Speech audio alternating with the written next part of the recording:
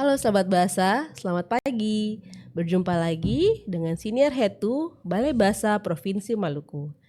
Pada kesempatan pada pagi hari ini, kita kedatangan tamu narasumber kita pada pagi hari ini adalah Ibu Inten Aprilia Trika. Beliau adalah penalah teknis kebijakan di Balai Bahasa Provinsi Maluku. Topik kita pada pagi hari ini ialah bersikap kritis pada koreksi otomatis. Sebelum kita memulai siniar kita pada pagi hari ini, kita sapa dulu narasumber kita. Selamat pagi Bu April. Selamat pagi Bu Nita. Ini enaknya saya panggil apa nih? Inten, April, Tri atau K? Terserah Ibu Nita Terserah. saja. Kayaknya bisa dipanggil apapun yang ada di situ ya Bu ya. Oke, baik. Saya mungkin lebih nyaman panggil Ibu April saja ya. Boleh Ibu Nita. Oke, baik. Mungkin sebelum kita masuk pada pembahasan pada pagi hari ini, saya melihat nih kayaknya topik kita pada pagi hari ini berkaitan kali ya dengan pekerjaan Ibu April setiap hari ya di Balai Bahasa Provinsi Maluku yang mungkin banyak bergelut dengan penulisan di Word ya, di aplikasi Word dan mungkin penulisan artikel gitu ya. Betul, jadi Bu Nita. mungkin menemukan beberapa permasalahan di bagian seperti ini gitu ya. Iya, betul Bu Nita. Oke, baik. Mungkin Ibu Inten ingin menyapa sahabat bahasa terlebih dahulu dan sekaligus mungkin membahas tentang topik kita pada pagi hari ini. Silakan Ibu Inten. Siap, terima kasih Ibu Nita. Bu izinkan saya sapa sahabat bahasa dulu ya. Selamat pagi sahabat bahasa dimanapun sahabat bahasa berada. Semoga dalam keadaan sehat semuanya ya. Kita ngobrol-ngobrol santai saja Ibu Nita ya. Siap. Tadi Ibu Nita sampaikan juga kalau saya dan Ibu Nita juga pastinya itu pasti sering lah betul. mengetik, kemudian menggunakan gawai kita untuk berkomunikasi. Tidak hanya mengetik sebuah artikel, dokumen, tapi kita berkomunikasi Bu dengan orang lain dengan menggunakan media tulisan seperti itu. Oh, jadi ini bukan hanya fitur di aplikasi Word ya? Iya, betul Bu. Ada di ponsel juga Bu Nita. Oh iya, benar. Dan seiring berkembangnya teknologi nih Bu Nita, otomatis kita cukup sering ya Bu ya untuk berkomunikasi itu tidak hanya menggunakan telepon, media suara, tapi juga menggunakan media teks. Iya, tidak hanya berkomunikasi di pesan singkat saja, tetapi juga media sosial Bu, ketika kita membuat karir foto dan lain sebagainya gitu Bu Nita. Nah sebenarnya apa sih tadi Bu Nita sampaikan juga ya, apa sih fitur ini koreksi otomatis ya? Apa ini ya? Iya, meskipun setiap hari secara tidak langsung kita menggunakan fitur ini. Iya, jadi kadang kalau misalnya di gawai kita kan, misalnya kita mengetik tiba-tiba dia muncul ya perubahan itu betul, kan. Tanpa kita sadari ya Bu Nita ya. Dan sebenarnya memang fitur koreksi otomatis ini diciptakan, inovasi ini kan untuk memudahkan kita sebagai pengguna ya Bu ya. Betul untuk mengurangi kesalahan pengetikan. Kemudian ketika kita buru-buru nih langsung tersedia kosakatanya nih.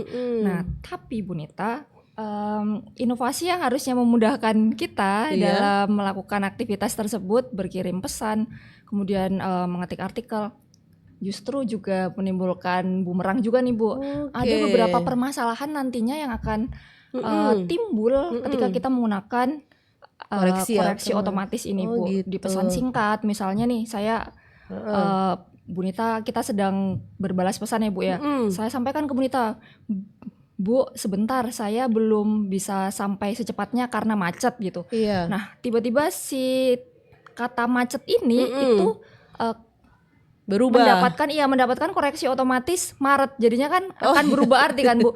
Bu sebentar saya belum bisa sampai karena Maret gitu kan. Nah itu hal-hal seperti itu yang acap kali bisa menimbulkan komunikasi terganggu kan Bu. Yang ingin saya sampaikan karena macet, tapi ternyata yang muncul itu. Dan itu juga tidak mutlak kesalahan dari si koreksi otomatis tadi Bu, itu juga murni kesalahan pengguna juga kan Bu, karena tidak melakukan cross check ulang seperti itu Bu Nita.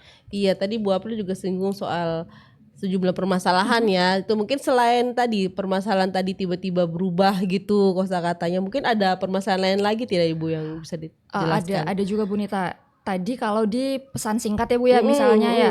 Nah ada juga Bu, saya mengutip pendapat ya Bu ya. Iya. Di penelitian Bapak Ahmad Fatoni ini dalam artikel penelitiannya berjudul Analisis Kesalahan Berbahasa pada Fitur Koreksi Otomatis Bahasa Indonesia di Perangkat Android. Kalau ini khusus di perangkat Android ya Bu ya. Itu menyebutkan bahwa koreksi otomatis utamanya dalam bahasa Indonesia itu sering mengganti kata yang benar menjadi kata yang salah karena sistem itu tidak memahami konteks kalimat.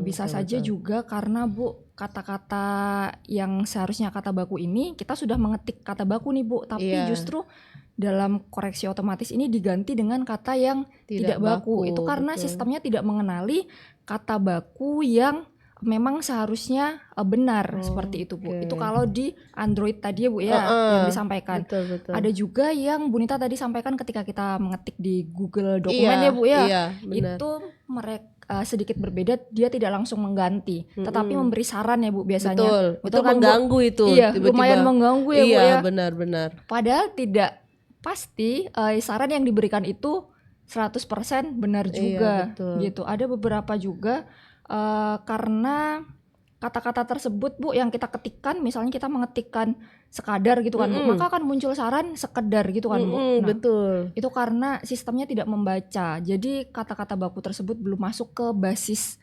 data si koreksi otomatis tadi Bu Nit. Dan itu juga lumayan sulit juga ya karena kita tidak dapat menambahkan atau memperbaiki itu Bu, memperbaiki data yang benar atau kata yang benar itu. Jadi itu akan membacanya itu yang sering kali kita gunakan. Jadi lebih baik sih kita konsisten saja Bu, meskipun kita mengetik sekadar, disarankan sekedar, jangan kita turuti apa mau si koreksi otomatis ini ya Bu ya. Begitu Bu Nita. Jadi kira-kira kenapa itu bisa terjadi ya Bu April? Apakah karena memang kita yang salah atau memang mesinnya, atau mungkin kadang kan kita juga harus mungkin mengecek kembali ya. Kalau kita langsung melewati itu, tidak diperhatikan lagi, tiba-tiba enter itu dia langsung berubah gitu loh. Betul mungkin Bu April bisa jelaskan mengapa itu bisa terjadi seperti itu. Iya Bu Nita. Jadi ada beberapa hal juga ya Bu ya yang dikemukakan di artikel penelitian yang saya jelaskan tadi Bu, di Bapak Ahmad Fatoni tadi. Karena memang koreksi otomatis ini kan bekerjanya itu berdasarkan algoritma. Belibet Bu saya Bu. Algoritma santai. Bahasa Inggris ya Bu ya. Dan bahasa Inggris itu kan bentuknya lebih sederhana dibandingkan kalau di sistem bahasa Indonesia itu kan morfologinya kan kaya ya Bu ya, ada awalan, kalau di kita kemudian ada akhiran, bahkan ada awalan akhiran gitu. Nah, sebagian besar algoritma tadi itu tidak bisa membaca awalan dan akhiran Bu. Jadi kadang selain mengubah kata yang baku menjadi kata tidak baku tadi, itu juga bisa mengubah kata-kata yang berawalan, berakhiran, berimbuhan lah intinya Bu, menjadi bentuk kata dasar. Padahal sebenarnya kan kalau di kita sudah beda ya Bu ya, kata dasar dan juga kata berimbuhan tadi. Pasti maknanya berbeda ya. Maknanya berbeda Bu. Ya itu untung kalau misalnya masih satu kata. Tapi kadang tuh dia berubah itu mungkin kita ingin kata lain ya, tadi yang Maret sama macet tadi itu kan berbeda sekali kan, seperti itu. Betul Bu Nit. Nah itu memang ya kita harus menjadi pengguna yang teliti juga ya Bu ya. Tidak 100% percaya dengan si ini. Iya, jadi mesin ini harus dikoreksi lagi ya. Apalagi kalau misalnya itu berhubungan informasi yang mungkin formal ya. Misalnya kita berkirim pesan singkat ya Bu dengan pimpinan kita tuh Bu, Ibu saya ingin mengajukan cuti misalnya. Nah karena si koreksi otomatis ini tidak bisa menangkap kata berimbuhan, jadi Ibu saya mau ajukan cuti. Nah itu kan sudah berbeda ya Bu ya, nilai rasanya kan Bu menjadi kurang formal gitu. Betul sekali Bu April. Saya ingin ajukan cuti gitu. Iya. Jadi kira-kira faktor apa saja yang menyebabkan mungkin kesalahan pada fitur koreksi otomatis ini gitu? Apakah ada faktor dari mesinnya atau mungkin kebiasaan kita juga kali. Jadi kadang kan kita mengetiknya dengan, kalau kan dia tidak tahu ini kita mau mengirimkan pesan ke siapa kan. Iya, betul Bu. Kalau mungkin kita biasa menggunakan berkomunikasi dengan teman atau yang tidak formal gitu kan. Jadi kan pasti ya dia akan mungkin membaca ya dengan kata-kata tidak formal, tapi ternyata kalau kita tiba-tiba beralih ke orang yang lebih dihormati gitu kan, pasti kan ingin bahasa yang formal gitu kan. Nah, apakah ini kira-kira apakah hanya kesalahan bagi si penulisnya aja atau mungkin ada faktor lain gitu? Iya, ada faktor lain juga tentunya ya Bu Nita ya. Selain tadi kata-katanya terbatas Bu Nit, di si koreksi otomatis ini juga ada dia tidak bisa membaca kata beribuan tadi yang saya jelaskan tadi. Betul. Kemudian juga kita sebagai pengguna sehari-hari juga tidak bisa menambahkan kata-kata yang harus masuk ke basis data si pengkoreksi otomatis tadi Bu Nita. Jadi memang hal-hal tersebut yang akan membuat kesalahan-kesalahan itu tuh berulang Bu Nita. Itu kalau koreksi otomatis itu dari langsung internetnya atau dia membaca tidak dari datanya dari luar gitu? Datanya dari algoritma dari tadi algoritma sih Bu Nita. saja. Iya. Tapi kalau di Google Dokumen yang kita menggunakan internet kan Bu harus. Nah itu di artikel penelitiannya Bapak Ahmad Fatoni ini juga disebutkan kalau itu bergantung juga dengan kualitas kecepatan internet itu Bu. Jadi ada pengaruhnya gitu. Kalau di Google Dokumen. Tapi kalau untuk yang di pesan singkat itu murni dari algoritma tadi dari Bu. HP kita Iya, ya. betul. Jadi apa yang biasa kita tulis itu mungkin akan yang muncul.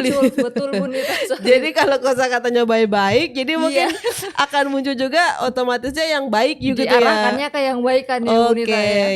Jika iya. kita terbiasa mengetik yang kata-kata tidak baku Bu Nita, kemudian ragam-ragam cakapan kan Bu Nita yang lagi viral-viral sekarang itu kan bisa saja mengarah ke situ kan. Apalagi kalau kita sedang mengetik dengan mode cepat kan Bu, kadang salah sampai berkirim ke tiga kali enter, ternyata sama semua kan, salah semuanya.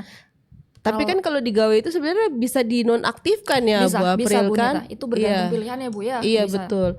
Kalau saya sih sebenarnya lebih nyaman tidak mengaktifkan itu karena beberapa kali kayak singkatan gitu kan. Kadang singkatan itu kan saya terbiasa menggunakan singkatan yang saya tahu gitu kan. Dan tiba-tiba kadang kalau dari ada fitur koreksi itu otomatis itu dia akan memberikan singkatan yang berbeda gitu gitu. Iya, jadi seakan-akan itu bukan saya juga ya. Saya merasa gaya bahasanya berbeda bukan saya ya, gitu.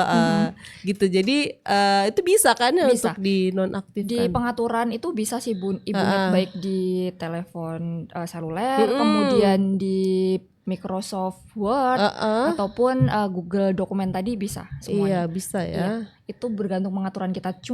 Tapi ada saja orang-orang yang memilih untuk mengaktifkan kan Bu Nit dengan kalau Ibu alasan April suka tidak mengaktifkan saya memilih itu. aliran seperti Ibu Nita yang tidak mengaktifkan karena itu Bu pernah beberapa kali kejadian yang salah terus itu Ibu Nita. Jadinya ya sudahlah cukup sepertinya ini. Tapi saya yakin sahabat bahasa di luar sana pasti cukup banyak nih yang masih menggunakan betul fitur ini ya, karena mungkin dinilai lebih efektif, mudah juga efisien. Iya sih memang agak terbantu juga ya kalau kita mau ngetik satu kata yang kita maunya agak cepat ya.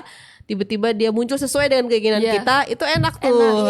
Yang 3 sampai 4 suku kata itu kan Ibu Nita ya. Jadi kita langsung tinggal enter aja gitu kan. Tapi kadang ya kalau salah lagi lebih kan gitu ya. PR kan Bu. Kita jadi lebih banyak ketik ulang lagi kan, delete lagi gitu. Betul. Kalau mungkin kita lagi enggak, tapi memang berguna juga sih. Karena bergantung ini ya penggunanya kan, sih. Jadi memang ya kita harus teliti sebagai pengguna. Teknologi diciptakan kan memang untuk memudahkan ya Bu ya sebenarnya. Tapi ya tidak bisa 100% kita benarkan gitu Bu. Terus kira-kira Bu April dampak apa nih yang bisa ditimbulkan dengan adanya fitur ini koreksi otomatis ini gitu menurut Bu April? Jadi memang tadi ya Bu ya banyak sekali yang sudah kita bahas Bu. Dampak tadi ya yang mungkin salah ketik itu. Salah ketik lah, ada keterbatasan sistemnya yang tadi ya Bu ya.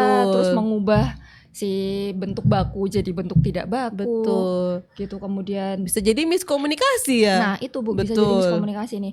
Jadinya ada dampak-dampak yang ditimbulkan Bu, memang misalnya tadi miskomunikasi atau salah paham ya Bu ya. Betul, Saya dan Bunita berkirim pesan, maksud saya A, karena fitur koreksi otomatis ini ditangkap B dengan Bunita. Bisa saja Bunita membalas dengan maksud C, saya menangkapnya D. Jadinya memang tidak nyambung tidak gitu. nyambung Bu. Karena kan memang koreksi otomatis ini tidak bisa membaca secara konteksnya ya Bu ya, secara kalimat utuh. Jadi memang kata per kata. Jadi ya kita harus menyunting lagi sendiri Bu. Cukup memerlukan banyak waktu juga sih kalau kita tidak terbiasa menggunakan koreksi otomatis ini Bu. Kemudian selain kesalahpahaman Bunita, ada juga misalnya sudah dibahas sama Bunita tadi, bukan gaya bahasa, jadi menurunkan kredibilitas ya Bu ya. Gaya bahasa Bunita yang biasanya berkomunikasi dengan gaya bahasa seperti ini, ketika menggunakan si koreksi otomatis ini akan berubah kan Bu. Jadinya kredibilitas Bunita nih kok agak beda nih, menggunakan bahasa biasanya santun, kemudian jarang sekali menggunakan ragam cakapan ketika berkirim pesan singkat. Kok jadi begini, beda ini. Ternyata bukan Bunita yang mengetik tapi si koreksi otomatis ini. Betul sekali. Kemudian juga bisa ini Bu, menyebarkan bahasa yang kurang tepat nih Bu. Jika misal saya buru-buru nih mengetik sesuatu ternyata salah. Dan langsung saya kirimkan. Beruntung kalau saya kirimkan ke satu orang. Jika saya kirimkan ke grup, ya kan Bu, atau saya mengetik artikel tanpa disunting terlebih dahulu, lalu dibaca oleh banyak orang, maka kesalahan-kesalahan itu akan berantai kan Bu. Tidak hanya diterima oleh satu orang, kata-kata yang salah tersebut itu apa ya Bu ya, ditangkap oleh banyak orang dan itu bisa mereka teruskan lagi seperti itu Bu Nit. Karena memang yang saya temukan ya Bu ya, contoh koreksi otomatis ini bisa saja bukan hanya kata baku menjadi kata tidak baku, tapi juga penulisan preposisi itu juga salah tuh Bu. Oh gitu. Misalnya Bu, kita mengetikkan di mana tuh, itu seringkali mereka gabungkan Bu, jadinya di mana tuh langsung gitu Bu nih. Kemudian aktivitas yang benar pakai V ya Bu ya. Itu mereka langsung ubah, kok mereka pake ya F, si dia ini Bu, si mesin ini si gitu. mesin ini mengubah langsung menjadi F gitu Bu. Kemudian yang tadi yang kosakata baku yang paling sering sekali saran-saran yang diberikan kayak silakan diubah menjadi silahkan, karena ya algoritmanya membaca banyak sekali orang yang masih menuliskan silahkan ini daripada si silakan. Yang benar ya. Ya betul, ini sih Bu Nit. Jadi karena mungkin kita di bidang bahasa ya, jadi hal-hal kayak gini kan kita udah tahu ya, sudah lebih paham lah dan lebih apa ya, berhati-hati ya, betul. agar menggunakan kata-kata yang lebih baik gitu kan, dan penggunaannya juga sesuai dengan kaidah gitu kan, hal kayak gitu mungkin kalau di luar sana tidak terlalu memusingkan. Dan ini juga sebenarnya harus menjadi ini ya fokus ya bagi orang-orang yang ingin menulis ya. Jangan hanya memanfaatkan algoritma teknologi tulisan-tulisan yang sudah ada di internet itu, karena kan belum tentu sesuai dengan kaidah yang ada seperti itu. Intinya jangan sampailah Bu ya, teknologi yang memudahkan kita tapi kita terlalu terlena ini Bu dengan kemudahan ini tanpa cross check ulang. Jadi ya sudahlah, yang bukan menulis yang penting tapi yang penting menulis gitu Bu, bukan mengetik yang penting tapi yang penting mengetik gitu kan Bu jadinya. Betul sekali kata Bu April. Kita harus benar-benar teliti apalagi kalau untuk tulisan-tulisan yang ilmiah ya, berbau ilmiah. Betul Bu Nit. Jangan memanfaatkan ini juga, boleh memanfaatkan teknologi ya tapi harus disesuaikan dengan memang kaidah yang ada. Betul sekali. Ini sebagai bantuan ya Bu ya, bukan faktor utama yang harus kita ikuti gitu kan. Betul. Jadi kira-kira peran pengguna ini berperan dalam menjaga bahasa ini seperti apa menurut Bu April? Dalam misalnya banyak ya ada di era digital ini kan, tadi sudah kita bahas juga sebenarnya mungkin menurut Bu April peran kita tuh harus memposisikan diri tuh harus lebih kuatnya seperti apa, seperti itu. Baik Bu Nita, berarti memang di era digital ini kita dimudahkan dengan segalanya ya Bu Nita ya, termasuk fitur-fitur yang 10 tahun yang lalu mungkin belum ada, 10-15 tahun lalu yang lalu belum ada gitu. Tapi ingat lagi kita harus menjadi pengguna yang cerdas gitu, pengguna yang teliti gitu kan Bu. Seperti yang Bu Nita lakukan tadi, Bu Nita ketika mengirim pesan juga pasti akan Bu Nita teliti ulang lagi kan kata-kata, meskipun ada beberapa kata yang sudah dikoreksi otomatis oleh si dia ini, tapi tetap Bu Nita cek baca kembali, ulang, cek kembali. Nah itu salah satu sikap yang dibutuhkan nih Bu, untuk tetap menjaga penggunaan bahasa Indonesia yang baik dan benar. Seperti itu Bu. Tidak hanya berkirim pesan tapi juga mengetik sesuatu di utamanya Google Dokumen ya Bu ya. Jangan terpengaruh atau sekali cross check langsung sudah gitu Bu. Langsung sudah percaya gitu. Oh ini kan teknologi tidak mungkin salah kan. Pasti ada sih Bu 1-2 orang yang berpikiran seperti itu kan Bu. Tapi kita harus cross check ulang. Kemudian kita juga saya juga pernah itu kan memang memanfaatkan Google Doc itu ya memang untuk mungkin mencari salah tipe ya. Gitu kan. Salah tik itu kan sebenarnya. Salah tik, tapi memang kadang juga yang diberikan juga dikasih perbaikan itu juga belum sesuai kan. Tidak sesuai dengan apa yang Bu Nita inginkan. Tapi minimal kita menggunakan itu ya untuk membantu lah ya. Mungkin dari 80% ya bisa lah 40%, 30% gitu. Tapi balik lagi ya sebagai pengguna kita yang harus mengecek kebutuhan kita seperti apa. Betul gitu. Bu Nita. Memudahkan sih Bu, tapi jangan satu-satunya sumber yang kita percaya Bu Nita ya. Kita harus cross check ulang, dan satu-satunya yang harus kita jadikan rujukan utama pastinya adalah KBBI ya Bu ya, Kamus Besar Bahasa Indonesia, yang sudah sangat mudah kita bisa akses di mana saja kan Ibu Nita ya, di gawai kita.